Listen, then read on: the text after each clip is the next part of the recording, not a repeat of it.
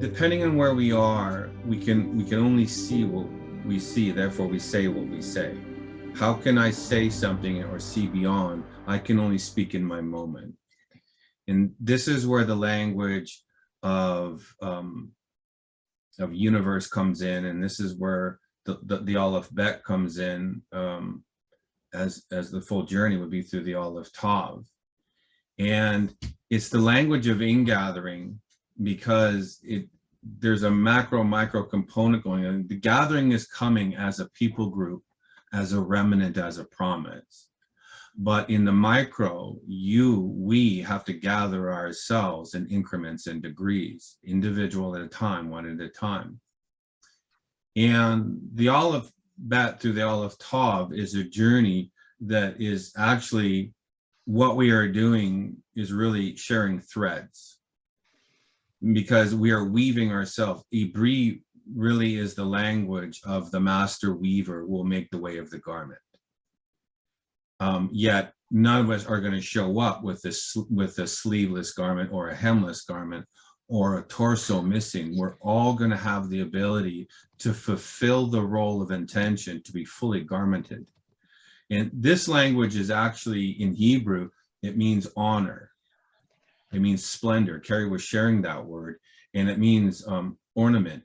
Now in Hebrew, ornament is broken down to 3 words: or, light, name, and Aleph Tav. Ornament is light's garment, is the Aleph Tav. And so we are gathering incrementally fibers, and we're processing them in our moment, and then we're creating. Sometimes I love the language because it draws me in, and I don't want to not partner with it, because I'm seeing more every day. And I'm like, wow, I didn't see that yesterday. I was limited in my perspective.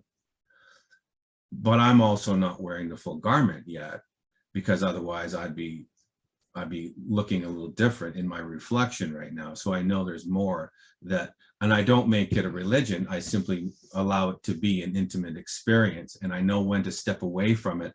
But I also know what I'm speaking and the dangers of stepping off a position and going, that's enough for me. I want to manifest a new car per se, or a bank account, or this, right?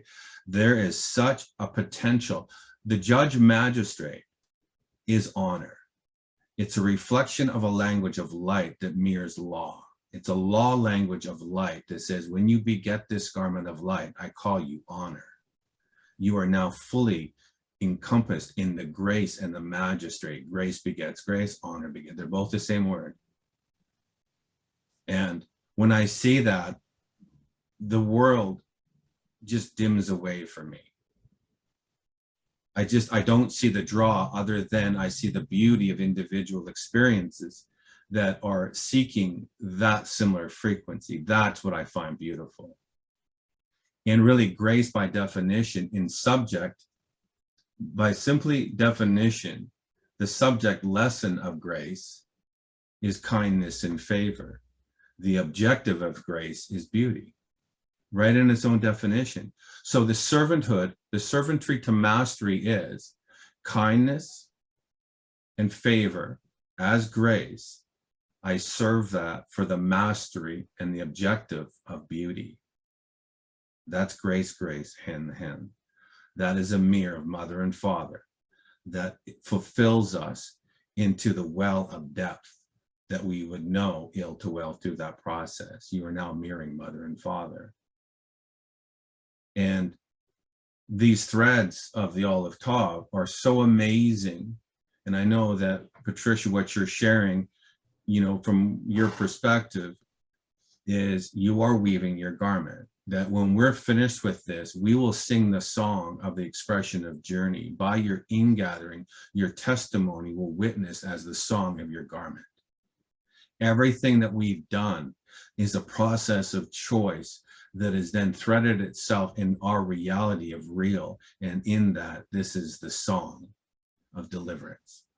And what's amazing that, do you guys remember, and I'm just going off of what you're saying, do you remember when they came out, and I don't know how many years ago this was, when they actually found that our DNA, each one of us, that our DNA has musical notes. Like they could play our DNA and it would have a certain frequency that was different from everyone else, its own unique signature.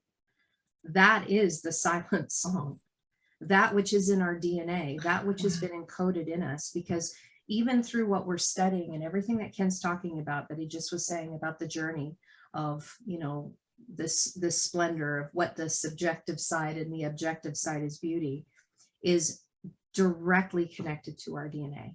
And through epigenetics, where we are, the outside circumstances are really, our inward reality is changing the outward experience, which then turns around, affects us epigenetically and changes our DNA.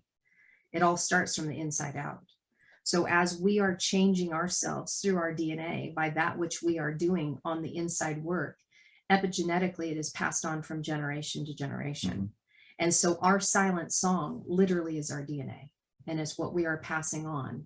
As our DNA changes, especially generations that are coming through us. So I want to bring this back to more hope. I know that there are people that are separated from their children right now. I know that there are difficulties with parents and their children right now, specifically within the group right now, that I'm seeing these beautiful faces. Everything that we do that changes our DNA affects the generation after us, because we are quantumly entangled with them.